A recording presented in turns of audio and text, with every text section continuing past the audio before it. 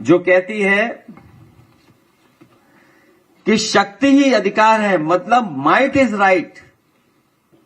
कभी एक समय पर इस बात को कहा जाता था कि शक्ति ही अधिकार है, माइट इज राइट, जबकि लोकतंत्र में कहा जाता है, कहते हैं कि राइट इज माइट। इसी कारण फर्जी इनकाउंटर लोकतांत्रिक व्यवस्था के विरुद्ध एक बहुत बड़ा षड्यंत्र है, जो संविधान में दिए गए न्याय के राज और सामाजिक न्याय के राज को भी सिरे से नकारता है। फर्जी इनकाउंटर का 1.10वें हिस्से मतलब 0.1% लोगों को मिली अपनी सरकारी शक्ति का अपराधिक इस्तेमाल करना है। जो सरकार में लोग हैं, जिस तरीके से इस्तेमाल कर रहे हैं अपनी ताकत का, वो कई घटनाओं में हमें आपको देखने को मिलता है। फर्जी इनकाउंटर करने वाले सरकार नहीं, गुनहगार हैं। जिस इनकाउंटर के पीछे चले मर्जी, समझो वो है फर्जी। सच्चाई तो यह है कि मर्जी के हिसाब से फर्जी इनकाउंटर हो रहा है। उत्तर प्रदेश में इनकाउंटर वर्चस्व की धाक जमाने के लिए कहे जाते हैं। अपनी धाक बनी रहे, धाक से लोग डरें, इसलिए उत्तर प्रदेश में इनकाउंटर किए जा रहे हैं। उत्तर प्रदेश में भाजपा सरकार इनकाउंटर के बहाने पीडीए को डराकर उसका हक मारना चाहती है। उत्तर प्रदेश में भाजपा सरकार जाति धर्म देख करके इनकाउंटर करवाती है। इससे प्रदेश का सामाजिक सौहार्द बिगड़ता है। फर्जी इनकाउंटर नाकाम सरकार की पहचान है। जो सरकार नाकाम हो जाती है, वो फर्जी इनकाउंटर का रास्ता अपनाती है। फर्जी इनकाउंटर से भाजपा सरकार आम जनता पर मनोवैज्ञानिक दबाव बनाना चाहती है। डर, भय, मनोवैज्ञानिक दबाव बनाना चाह रही है फेक इनकाउंटर के बहाने। फर्जी इनकाउंटर से लॉ एंड ऑर्डर संभलता नहीं है, बल्कि और बिगड़ता है, क्योंकि इससे पुलिस में भ्रष्टाचार फैलता है। फर्जी इनकाउंटर से भाजपा सरकार ने सरकारी स्तर पर एक पूरा अपराध तंत्र खड़ा कर दिया है, जिसमें कई स्टेज पे हमें आपको देखने को मिलता है। फर्जी इनकाउंटर को सही साबित करने के लिए कुछ भ्रष्ट वकील मनगढ़ंत कनपुरिया किस्सा बताते हैं और फिर वो अधिकारियों और सरकार को ही ब्लैकमेल करते हैं। फर्जी इनकाउंटर से घूसखोरी और काली कमाई का कुचक्र शुरू होता है। फर्जी इनकाउंटर मानवाधिकार की हत्या करता है। अभी हमारे साथी यहां हैं, उन्होंने एक बहुत बड़ा डेटा तैयार किया कि मानवाधिकार को समय समय पे उन्होंने शिकायतें की हैं, जिसका वो डेटा भी आपको देंगे। फर्जी इनकाउंटर में जो मारे जाते हैं, उनको मारने वाले भी आखिर वो वैधानिक और सामाजिक रूप से मारे जाते हैं, क्योंकि फर्जी इनकाउंटर में संलिप्त पुलिस जब फंसती है तो भाजपा सरकार उससे मुंह मोड़ लेती है। जौनपुर का एक उदाहरण है कि जहां पर पुजारी यादव का इनकाउंटर किया था और उसकी हम सब ने मिलकर के मदद की। जब फर्जी इनकाउंटर के खिलाफ लड़े वो परिवार, अंततः कई उसमें पुलिस के लोग जेल में हैं। फर्जी इनकाउंटर में संलिप्त पुलिस वालों को जब जेल होती है तो उनके परिवार वाले सामाजिक अपमान का शिकार होते हैं। जनता उनके मान सम्मान का सोशल इनकाउंटर करती है, क्योंकि समाज में उन्हें जब रहना पड़ता है, समाज में जब फेस करना पड़ता है, तो उनका सोशल इनकाउंटर होता है। उनसे धीरे धीरे लोग दूरियां बना लेते हैं।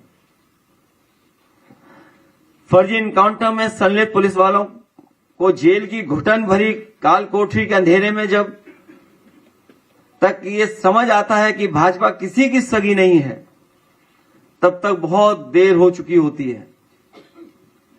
फर्जी इनकाउंटर में संलिप्त पुलिस वालों के परिवार वाले जिंदगी भर ये सोचकर अपराध बोध में ग्रस्त रहते हैं कि उनके पति या पिता हत्यारे हैं।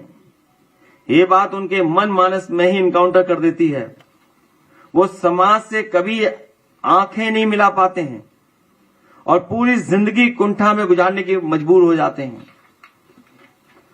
फर्जी इनकाउंटर में संलिप्त पुलिस वालों को यह जरूर सोचना चाहिए कि सरकार अपने फायदे के लिए किस तरह उनका इस्तेमाल कर रही है और उन्हें अधिकारी से अपराधी बना रही है। फर्जी इनकाउंटर में संलिप्त पुलिस वालों को भी ये मालूम होता है कि वो गैर कानूनी तरीके से किसी की हत्या कर रहे हैं, इसलिए वो अक्सर आत्मग्लानि के शिकार होकर शराब आदि का सहारा लेकर अपना जीवन बर्बाद कर लेते हैं, क्योंकि हत्या करते समय का दृश्य हमेशा उसका पीछा करता है। ऐसे फर्जी इनकाउंटर करने वाले कई पुलिसकर्मी मानसिक रोगी तक बन जाते हैं।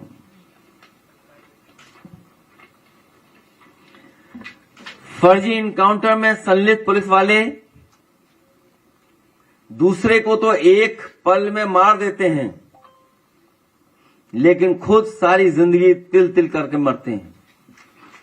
फर्जी इनकाउंटर के डर से प्रदेश में निवेश नहीं आता है। भाजपा राज में ऐसे कई उदाहरण हैं जब पुलिस ने व्यापारियों से फर्जी इनकाउंटर कर डर दिखा करके पैसे वसूले हैं या उनको होटल के कमरों में मार दिया है। यही नहीं, इनकाउंटर का डर दिखा करके कई अधिकारियों ने महिलाओं के साथ गलत काम किया है। कासगंज का एक उदाहरण है, जहां पर एक अधिकारियों ने उसके पति का फर्जी इनकाउंटर और झूठे मुकदमे में जेल भेजने के डरा करके उस महिला के साथ बहुत कुछ गलत काम किया। यहां तक कि उस महिला उसके पति को पुलिस के अधिकारियों के माध्यम से और लखनऊ में बैठे बड़े अधिकारियों के माध्यम से डराया धमकाया गया, जान लेने की धमकी दी गई, कई बार उस पर अटैक हुआ। लेकिन मैं बहादुर महिला को बधाई देता हूं कि उसने परवाह नहीं की। उसके पति को भी बधाई देते हैं कि वो झुके नहीं सरकार के सामने और अंतोगतवा वो जेल गए। वो अधिकारी आज भी जेल में है। वो फर्जी इनकाउंटर के डर से प्रदेश में निवेश नहीं आता है, मैं बता चुका हूं। फर्जी इनकाउंटर से प्रदेश की साफ सुथरी छवि धूमिल होती है, लोगों के अंदर डर पैदा होता है। फर्जी इनकाउंटर से भाजपा सरकार अपने भ्रष्टाचार पर पर्दा डालती है, क्योंकि जब कभी भी कोई खतरा नजर आता है सरकार पर, या फिर सरकार क्रिमिनल हो जाती है, या सरकार फर्जी इनकाउंटर का सहारा लेती है। फर्जी इनकाउंटर भाजपा सरकार की नाइंसाफी, जुल्म और जाति का सबसे घिनौना रूप है। फर्जी इनकाउंटर के जरिए भाजपा सरकार सियासी साजिश करती है, लोगों को डराती है, धमकाती है, चुनाव तक में डर का सहारा लेती है। भाजपा सरकार के फर्जी इनकाउंटर का एक बेहद निंदनीय पहलू यह भी है कि भाजपा सरकार इससे अपने समर्थकों को खुश करती है, लेकिन साथ ही अपने समर्थकों को वो मानसिक रूप से हिंसक भी बनाती है और नफरत के जहर से भरकर उनका मानसिक शोषण अपनी राजनीतिक सत्ता बनाए रखने के लिए करती है। भाजपा अपनों को ही डसती है। पक्षपाती फर्जी इनकाउंटर का एक बहुत बुरा असर यह भी होता है, लोगों का कानून के ऊपर से विश्वास उठ जाता है और बेकसूर लोग अत्याचार होने पर कानून की शरण में न जाकर के न्याय में विश्वास खो देते हैं। जनता का कानून में विश्वास होना किसी भी लोकतंत्र की कामयाबी की बुनियादी शर्त होती है। जाति आधारित फर्जी इनकाउंटर सामाजिक न्याय के राज को खारिज करता है। पक्षपाती फर्जी इनकाउंटर पूरी तरीके से संविधान विरोधी क्रिमिनल एक्ट है।